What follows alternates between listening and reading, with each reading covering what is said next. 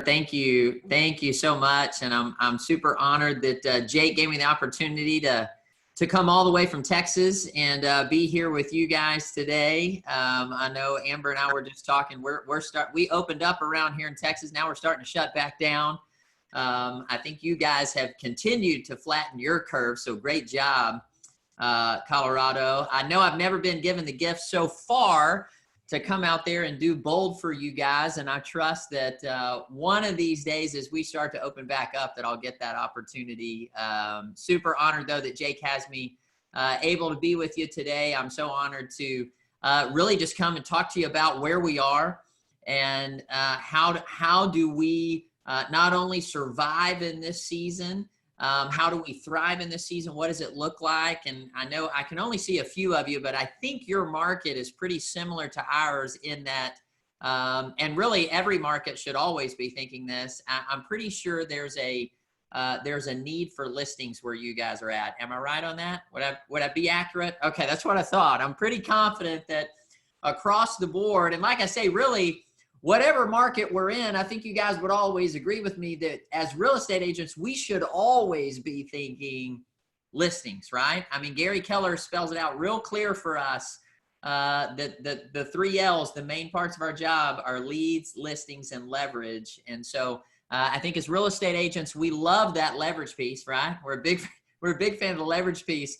However, we get them backwards sometimes. We think, oh yeah, let's get some leverage and then leads and listings. And it's leads first, listings out of that, and then the leverage comes out of it. So what I really wanted to talk to you about today is just the opportunity that you and I have. I think it would be very easy for all of us. Our mindset could be, in fact, the question I asked is, do you need listings, right? And so I think for us to even change our language of, hey, we don't need listings, we choose just to go get them, right?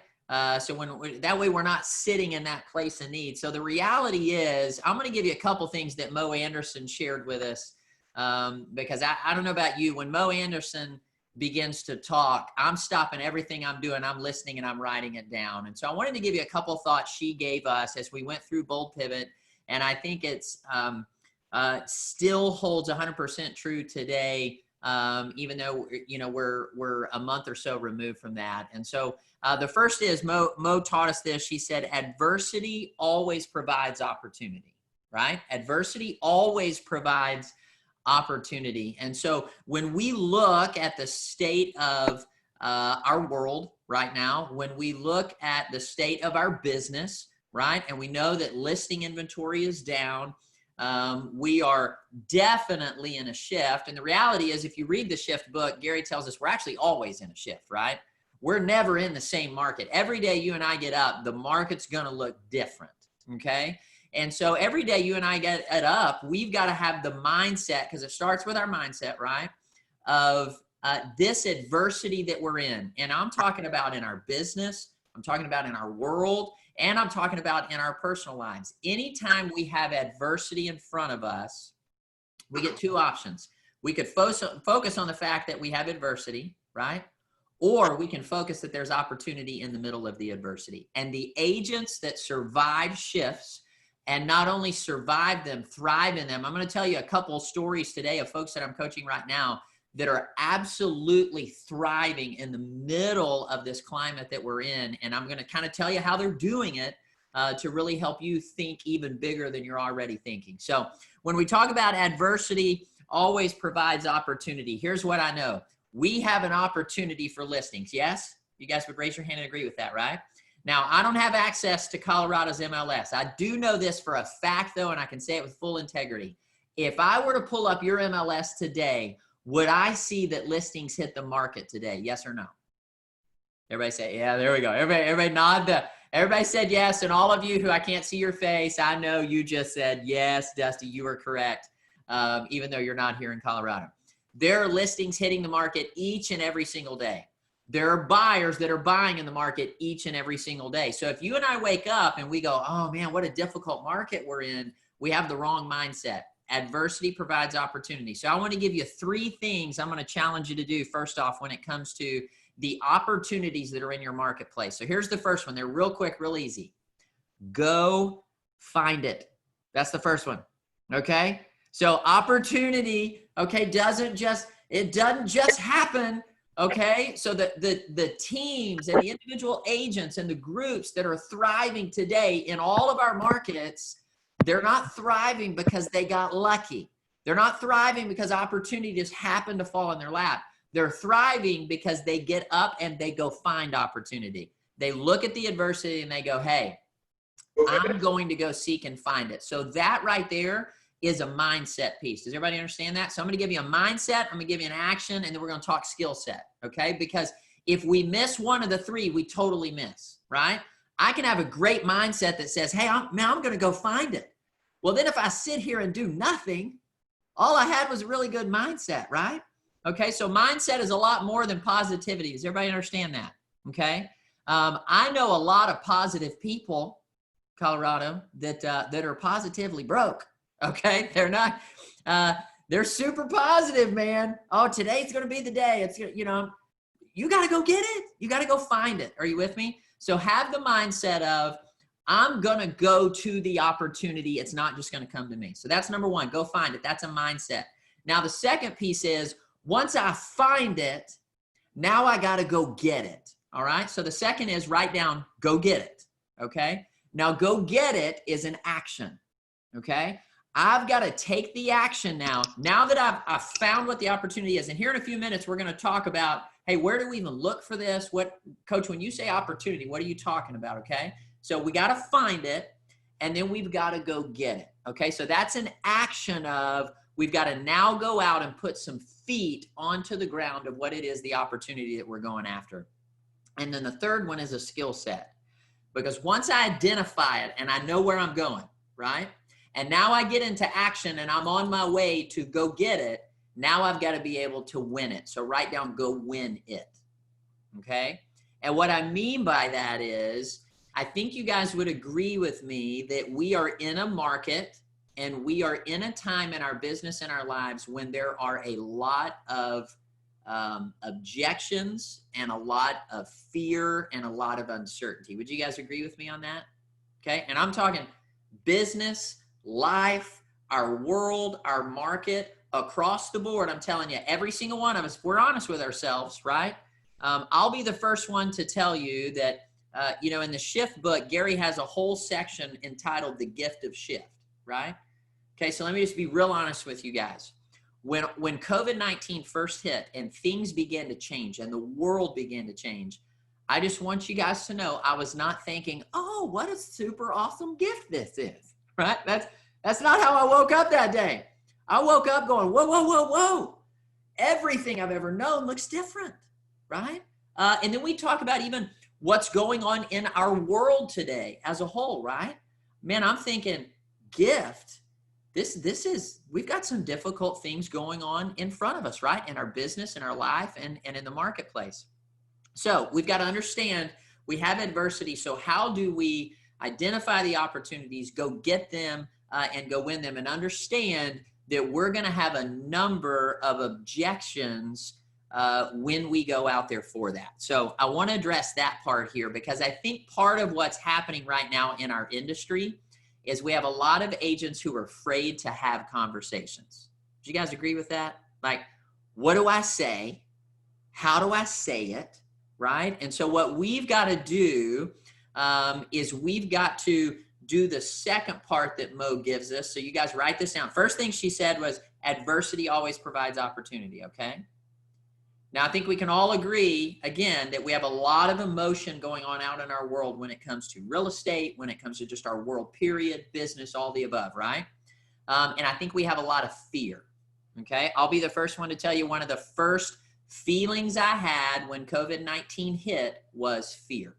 What do we do now? What's this going to do to the market? What's this going to do to my family? I'm a Bold coach. I thought, what is this going to do to Bold? What's this going to do to our agents?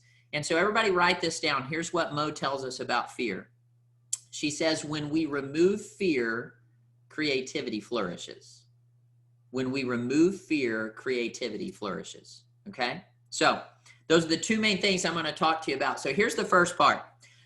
When we talk about finding those opportunities, the opportunities in adversity, and we go find it, we go get it, we go win it. Let's talk about those objections first, because how many of you, when you get some objections, get a little bit of fear? You can feel it.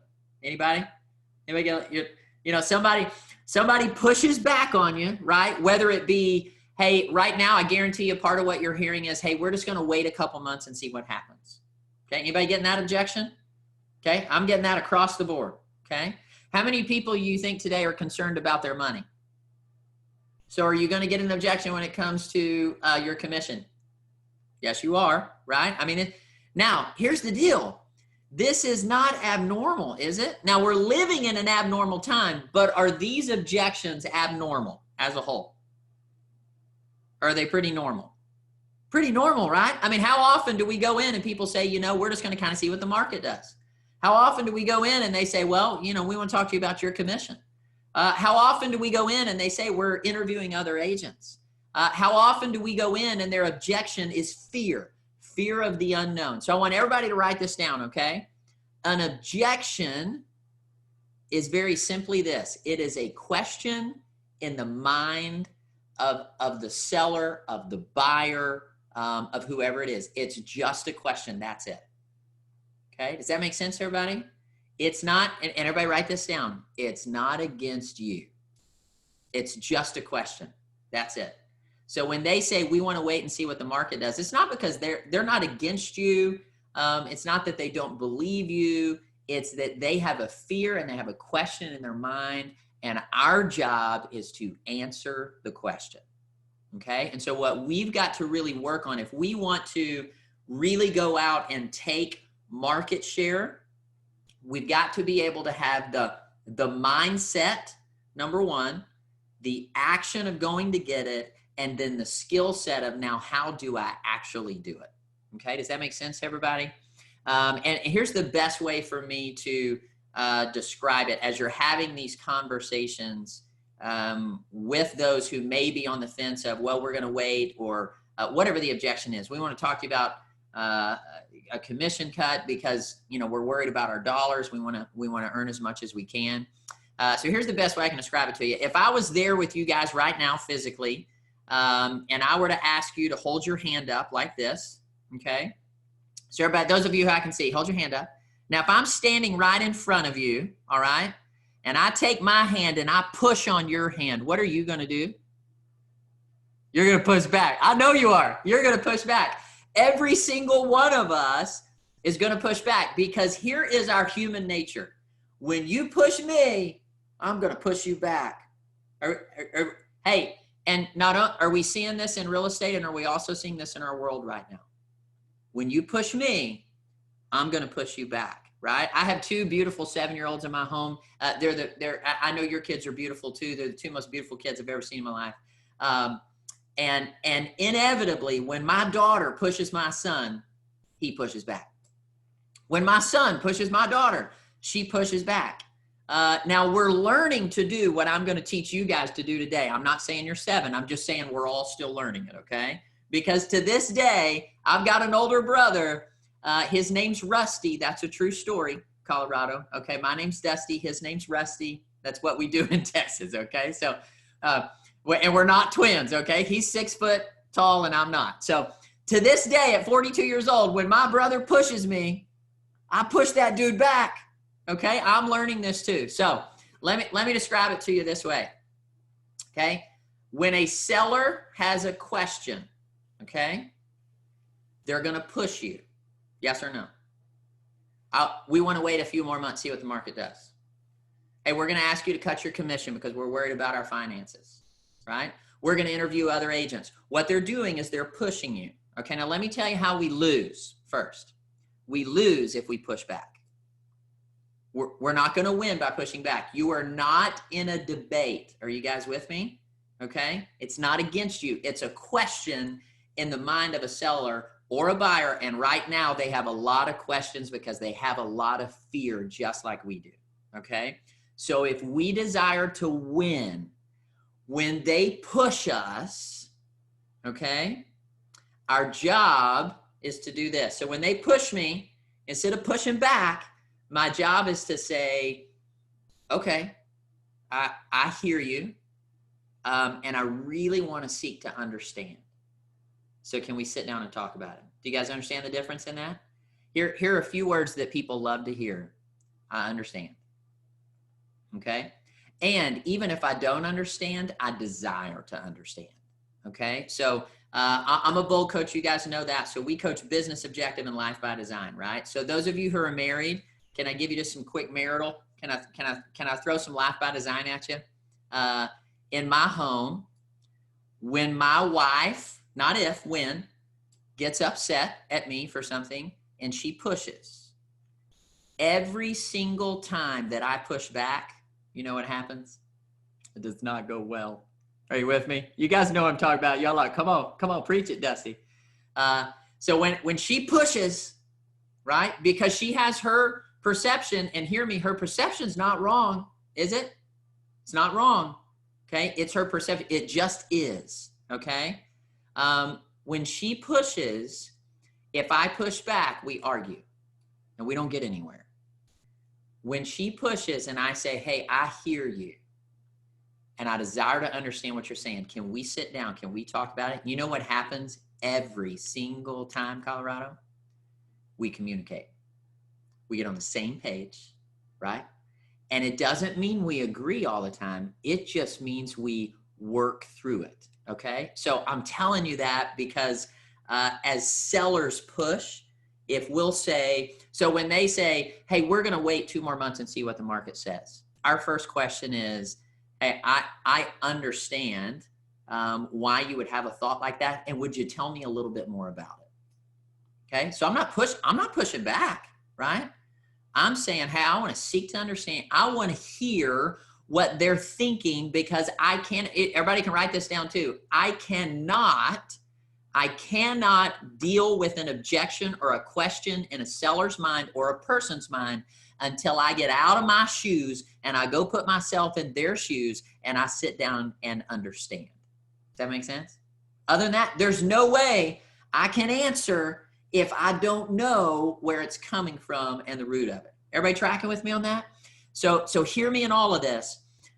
We got to go find it. We got to go get it. And then we got to win it. And right now, one of the ways that we win, the biggest way we win in our business and in our lives, is we handle the questions in the mind of sellers, buyers, people, all the above. I do the same thing literally with my kids. There are times, man, especially my 7-year-old daughter, she comes at me, I have no idea what she's saying or why she's crying.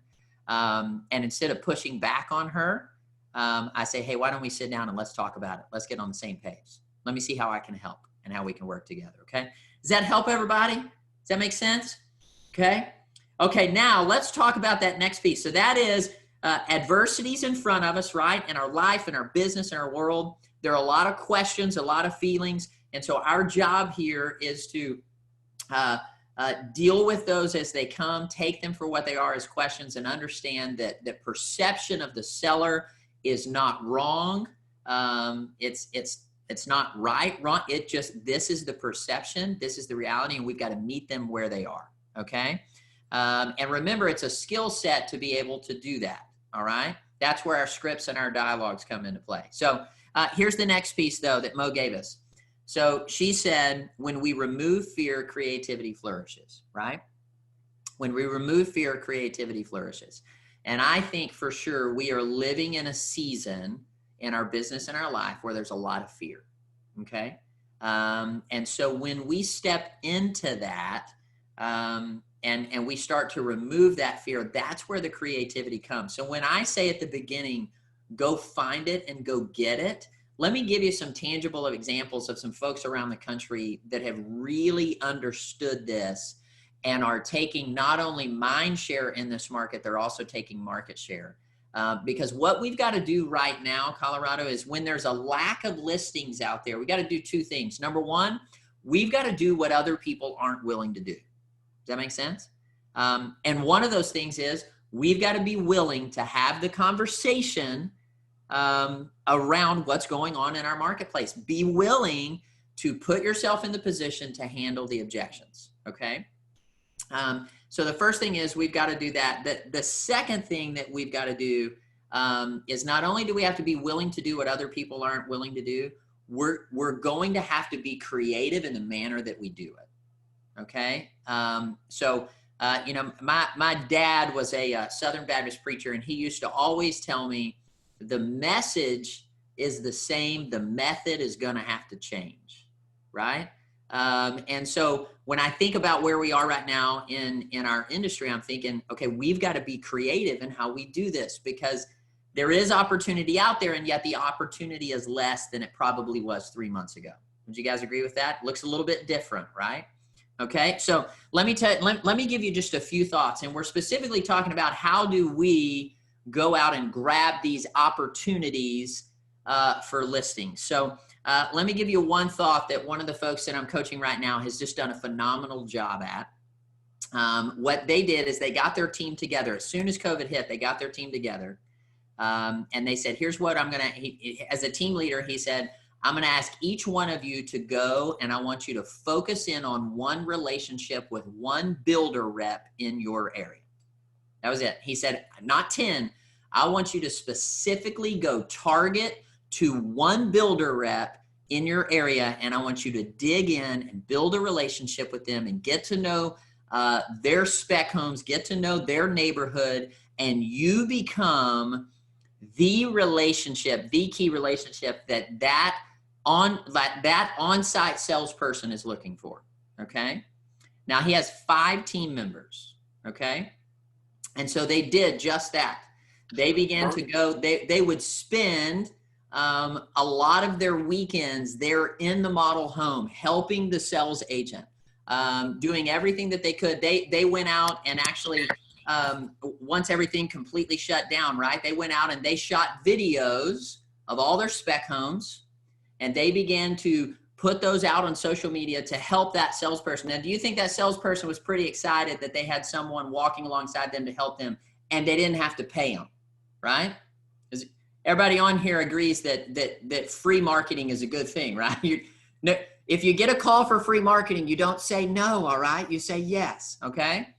And so let me tell you what happened literally within 30 days, okay? Within 30 days, the salespeople were so impressed by what this gentleman's team was doing that they ended up signing 26 listing agreements on the spec homes that were already on the ground, because they just creatively did something different. Now, there are thousands of agents who could have gone and done that, right? You guys are sitting there like, oh, I hope that wasn't in Colorado. It was not. It was not. It was not in your area, okay? Because you guys are going to be the ones that go do that now, okay? Do you guys understand, though, the creativity behind that? Now, they could have sat in their fear and said, man, I just don't think there's much out there for me. And instead, they said, hey, we're going to do what? I told you in the beginning. We're going to go find it. And then they did step 2, and they said, we're going to go get it. We're going to go to them, and we're going to get it. They led with contribution, right? Isn't that part of what we talk about here? Come from contribution. They came from the contribution of, hey, we're here to serve you and help you. What can we do? And that solidified 26 listings for them. Now, let me ask you a question.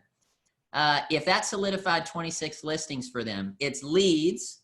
Okay. So the leads their lead was the salesperson, right? They created that opportunity. Their listings became the 26. So what do you think comes on the other side of listings? What happens naturally as a byproduct of every listing you and I have? We obtain a buyer, right? If we're marketing the home correctly, I guarantee you're going to walk away. You're going to have at least one buyer from that listing that you have. Okay. Is everybody tracking with me? They picked up 26. Do you think their buy side started to get a little heavy? Yes or no? I guarantee it did. You know what else started to happen? When people have great things happen, they talk about it. And so they began to talk about it in the new home sales community.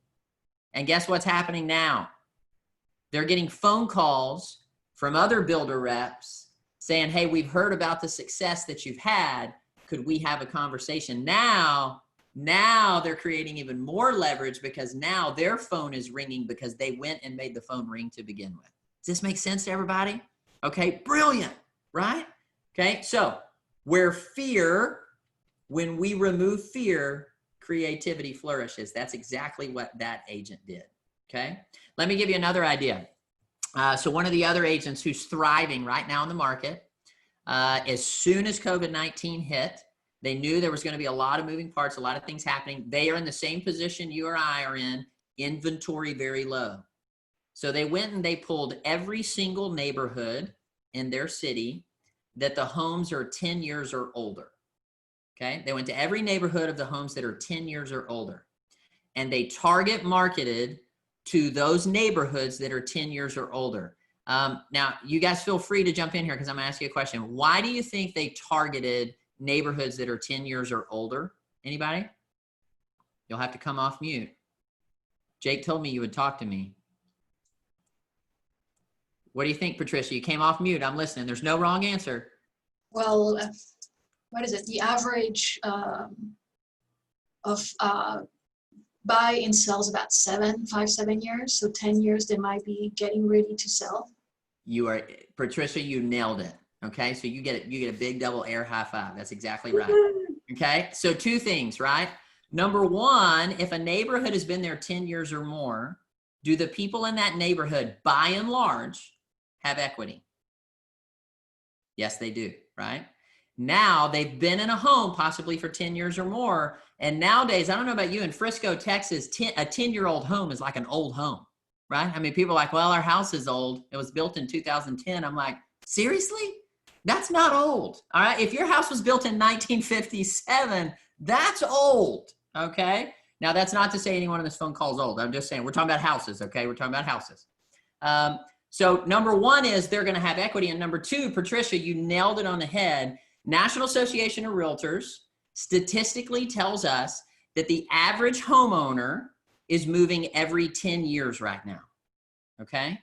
So how brilliant is it for this agent to go, you know what? Opportunity's not going to come to me, so I'm going to go to opportunity. They target marketed particularly 5 neighborhoods. Okay.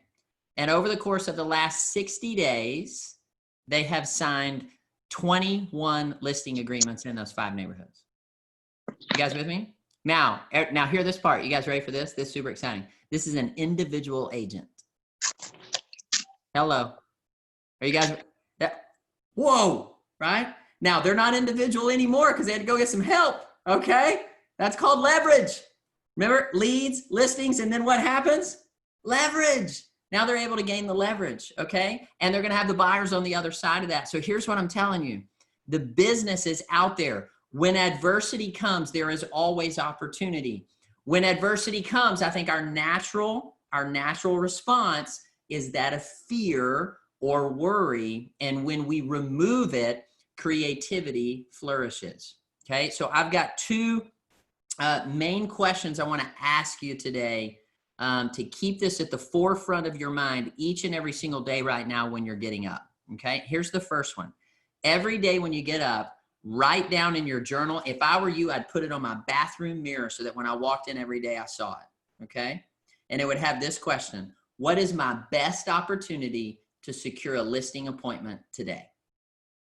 What's my best opportunity to secure a listing appointment today? Now, here's why I say this to you guys. When I obtain a listing appointment every day, think about that. One appointment, that's it, right? Gary wrote a book called The One Thing, right? If you just answer that one question every single day of your real estate career, I promise you with full integrity, you will never have to worry about where your next commission's coming from. If you answer that one question, okay? If you don't do anything else, that one thing, what's the best opportunity for me to secure a listing today? If you did that, that would mean in the next 30 days, you would have 30 listing appointments, correct? Now, even if you only bat 50%, that's 15 listings, okay? Now imagine though, if you've honed in your skill set so well that you're more at a 90% conversion rate. Do you guys understand what I'm saying here? Okay, so I know Jake has told you this. Your 5 jobs are this: lead generate, lead follow up, go on appointments. Right now, it's do Zoom appointments, negotiate contracts, right? And practice and role play. Okay? So what's the one thing I can do right now today that's going to secure a listing appointment for me today? Answer that one question every single day. Everybody got it? Okay, and then here's my next question I want you to be asking yourself. What am I willing to do that other people aren't willing to do? And how creative can I be? Okay, what am I willing to do that other people are not willing to do? And how creative am I willing to be?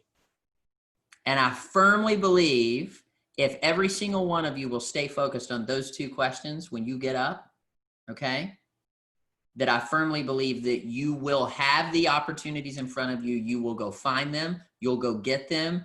And then that final piece is the skill set of now you got to go win them. Okay. So let me briefly kind of before we wrap up and I ask for any questions, let me explain to you what I mean when I say practice and role play. I believe, if Jake was on the phone, I think he would agree with me. I believe that real estate agents, by and large, miss one of the biggest pieces of success in their real estate career because they don't practice and role play. They think I can just go in there, get the listing, they just don't practice and role play. Okay, I'm telling you, if we line 100 agents up right now, I would say probably 90% of them are not consistently doing practice and role play. Okay. So let me explain to you this. Number one, every single agent actually on this planet is doing practice and role play. The difference is they're just doing it in front of their clients. Does that make sense? We're all doing it. It's just many of us may be putting our $10,000 commission on the line and practice right in front of them, okay? Think about the greatest athletes on the planet, okay? They don't show up to the game unless they've practiced. Are you with me? Think about the greatest athletes in the game. You know what they all have that you and I should all have? They all have a coach. Like Tiger Woods, that guy's the greatest golfer I have ever seen in my life. And he has a coach. Like sometimes I've thought, what does his coach say to him? Because he's Tiger Woods, right? And yet all of us need that coach. And then we must practice and we must role play. So let me explain to you just real quick the difference between practice and role play. I think a lot of people don't do it because they don't really understand what it means, okay? Dirk Nowitzki, I'm a Dallas boy, okay? So Dirk Nowitzki, I think, is one of the greatest basketball players of all time, all right? It helps that he's 7'1". That helps him. Every year before Dirk Nowitzki would go to, would start the season, he would fly to Germany where he's from, and he would lock himself in a gym for 1 month with his coach, the same coach he had had since he was 14 years old, okay? He did it every year for his 21-year career. And what he would do during that time is in the morning, he would practice. And here's what I mean by practice. He would stand at the free throw line and he would shoot. And then they would give him the ball back and he would shoot it again. And they would give him the ball back and he would shoot it again. And they would give it, do you guys see where I'm going here? And he would do it for hours. Practice takes place just by yourself. It's just you, okay? So what I mean by that is the objections we talked about earlier. The way you practice objection handling is you by yourself, you say it over and over and over and over and over again, so much so that you don't even have to think about it. Does that make sense? You know it so well because you have repeated it so many times that when you're sitting in a listing appointment and it's game time, are you guys tracking with me? That's not practice time, that's game time. And they say to you, well, we're going to wait a couple more months. If you have practiced your script over and over and over again, are you going to know what to say in that moment?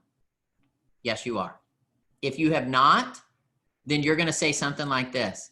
Well, I understand that, and I'll circle back up to you in a couple months. Okay, well, the next realtor is going to come in and they're going to handle that objection and the house is going to go on the market. Does this make sense to everybody? Okay, the one who practices wins. So practice takes place by yourself, all right? Role play is when you get a coach or a partner in front of you, all right? So role play is when Dirk Nowitzki's coach, when Dirk got ready to shoot, he would move up and get in Dirk's face, which is really hard to do because Dirk's 7'1". he would move up and get in Dirk's face, and Dirk would have to do what? He'd have to pivot and then shoot. Do you guys understand where I'm going here? Does this make sense? Role play is, hey, I know what I'm going to say. And your role play partner goes, oh, do you? And you have to pivot. And then they say, oh, well, I got a better one for you. Oh, do you? And you have to pivot again. Do you guys understand what I'm saying here? I think by and large, we don't practice and we don't role play. So if your job is lead generate and your job is lead follow up and your job is go on appointments and your job is going to negotiate contracts, here's what I know for a fact. If I do my practice and role play, I will lead generate at a high level. I'll be more efficient. I'll be more effective. Correct? If I practice and role play, my lead follow up will go better for me. I will actually have appointments to go on. Do you guys understand what I'm saying? If you haven't practiced in role play, you ain't even going to get on a Zoom. Okay. So we've got to practice in role play so we know what to say to get in front of people. And then when I get in front of them, my fourth job is negotiate contracts. I'm not negotiating a contract if I don't have a listing.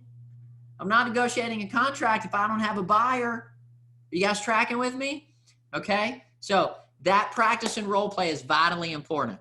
Okay. So one thing I would love, and we have this recorded so Jake knows that all of you are on this call, is that everybody on this call ends up walking away and they do have a practice and role play partner. So does everybody on here, do you have somebody you're doing this with on a daily basis consistently right now? Anybody?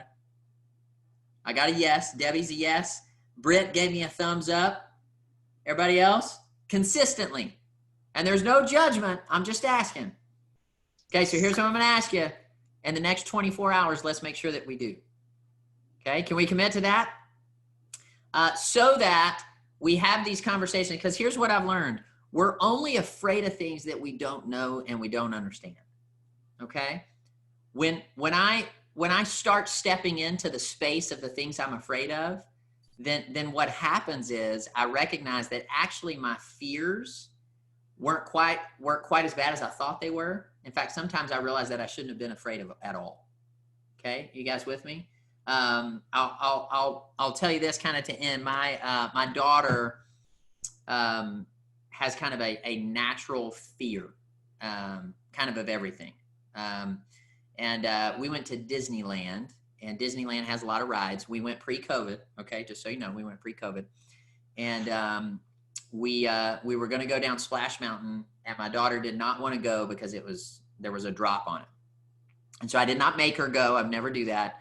I just said, as your dad, would I ever put you into a spot where you're going to get hurt? And she said no. And I said, I can promise you, if you'll step into this fear, on the other side of this, you'll know one of two things. You'll either know that your fear was actually something that you didn't need to be afraid of, or you'll realize, yeah, I really am fearful of that. And then you can legitimately tell me that you're afraid. But I said, right now, you're telling me you're afraid and you don't know. Does that make sense? Okay, so she made the choice, okay, to get on and do the ride. And I knew the second we hit that water that she thought this was the coolest thing that had ever been created, okay? And she jumped up and she said, that was so much fun. I can't wait to do it again. Can we do it again? We ended up riding Splash Mountain like 14 times, all right? So it came back to haunt me, okay? We just kept going down that thing over and over and over again, Denver. So here's the point, though. So many times we're afraid, and we're afraid of the unknown. So I want to encourage you to do this. Let's not be afraid to have the conversation. And part of the way that we end up not being afraid is we step into the fear and we do it anyway. Do that before you walk into the conversation and you won't be afraid. Does that make sense? And on the other side of it, I can tell you, I do know this. There's not anybody on this call that's not going to like what happens on the other side of it, because once you step into the fear in real estate and you get on the other side of it, what you obtain is you obtain more business, you obtain more listings, which provides more leverage for you and your family, and you truly begin to live a life by design. And in order to live that life, we're going to have to step into some of that fear out there. Okay. Okay. I'm a bull coach, so I could talk to you for 7.5 hours, and Jake told me I didn't have that long. So I'm going to stop, and I'm just going to say, does anyone have any questions I can answer? I'm wide open to you. Is there anything I can answer or encourage you on for the next couple minutes? Do you have something to share that we're putting together for Bold?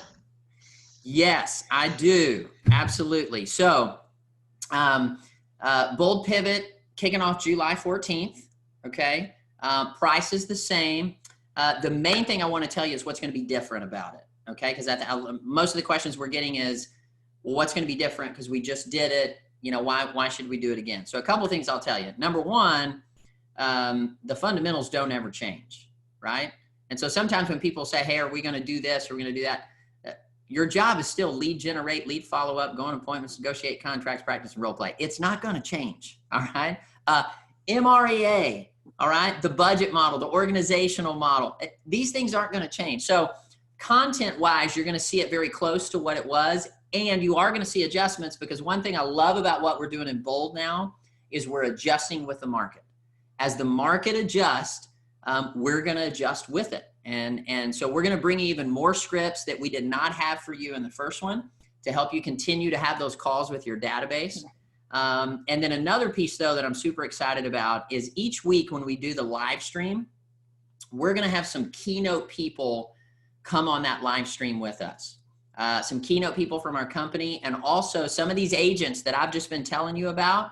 Instead of us telling you about them, we're going to bring them on the live stream with us. And we're going to take about 10 minutes and kind of have a conversation with them on the live stream. And then here's the beautiful thing. The next day on Coaching Corner, we're going to have that same person on Coaching Corner with us for an hour. And you guys get to ask any questions that you desire.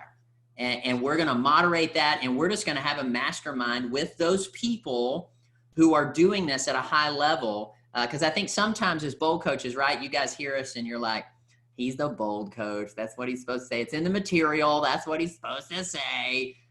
It actually works. All right. So, we didn't just come up with this stuff. So that's one of the things we're excited about the most is you're going to have even more opportunity to really engage with people that are doing this at a high level out there, whether it be around client events, whether it be around, some of those things that they're doing creatively, like we just talked about. So those are some of the differences. So so it'll kick off July 14th. We're honored and excited to bring it back to you again. And, the $100, this is not a sales pitch. When I think of the $100, now hear me, I'm not saying $100 is not a lot of money. I think $100 today is heavier than it was 3 months ago, right? Although you're going to get 8 hours of coaching for 4 weeks. When you break that down, that's about $3 and some change per hour to be coached by top coaches across the country. And I think now more than ever, it's vitally important that we do that. So, yep. Any other questions? Okay. Okay. Now that means I either nailed it or I blew it. So I'm gonna Jake, I'm going with I nailed it. Okay. Here's what I would ask.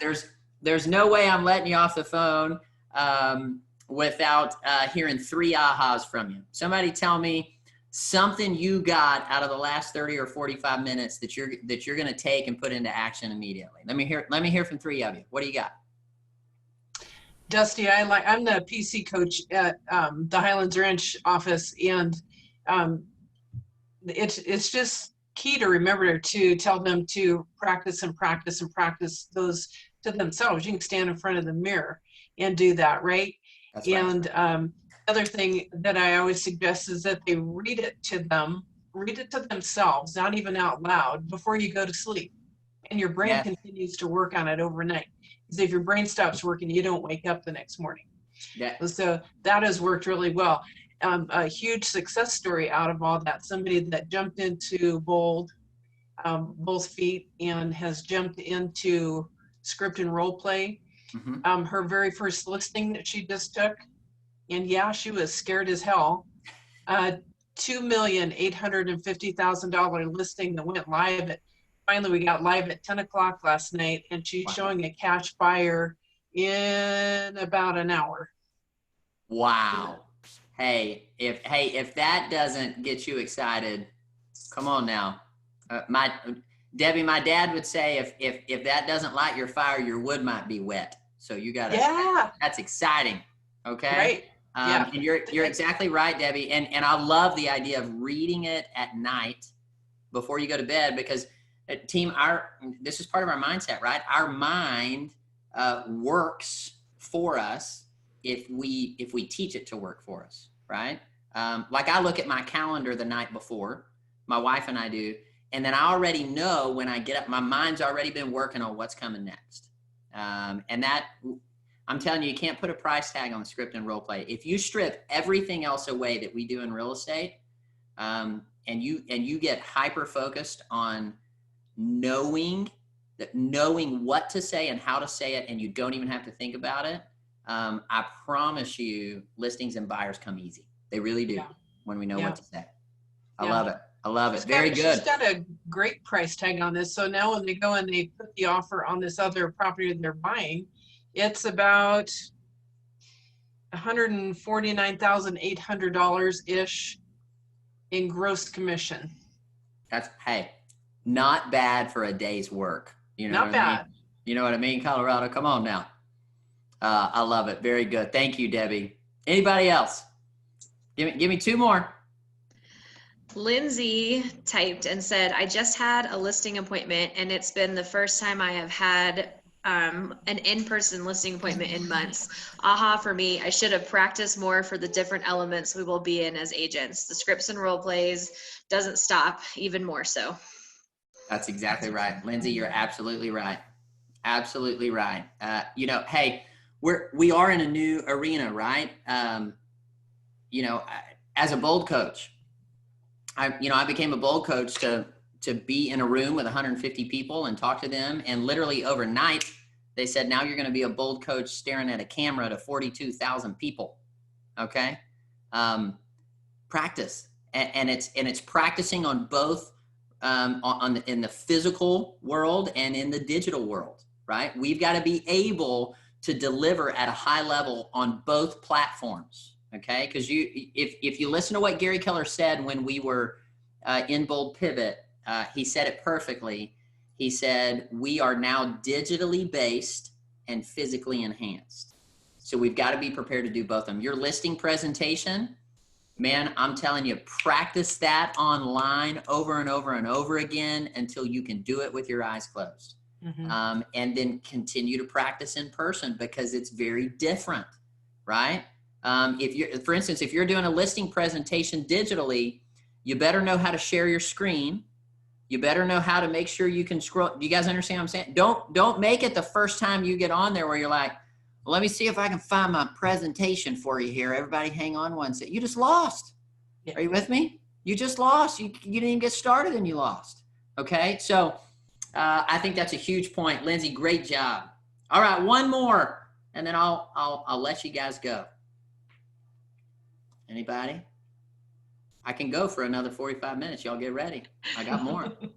Anna typed, when you remove fear, creativity flourishes. Now is the time for creativity as we are encountering so much new. Look for solutions. And Lindsay said, I got great at Zoom appointments. I just forgot how to talk to real people. That's right, Lindsay. Yeah, you're exactly right.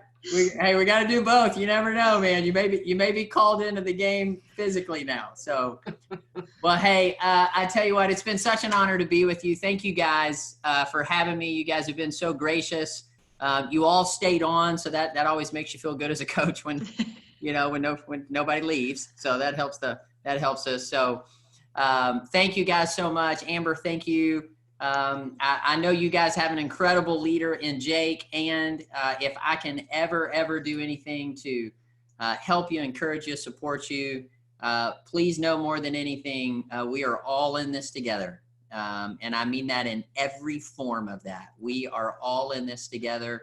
Let's love each other well, support each other well, learn from each other, and keep digging in. So, and I trust I'll be able to be out there with you guys physically one day. Lindsay, we'll do a physical bold one day, and I'll make sure I have practice before I get there. Okay. All right. Thank you guys so much. Thank you, Amber. You guys take care. Have a great weekend. Okay. Bye-bye. Bye. Thank you, Dusty.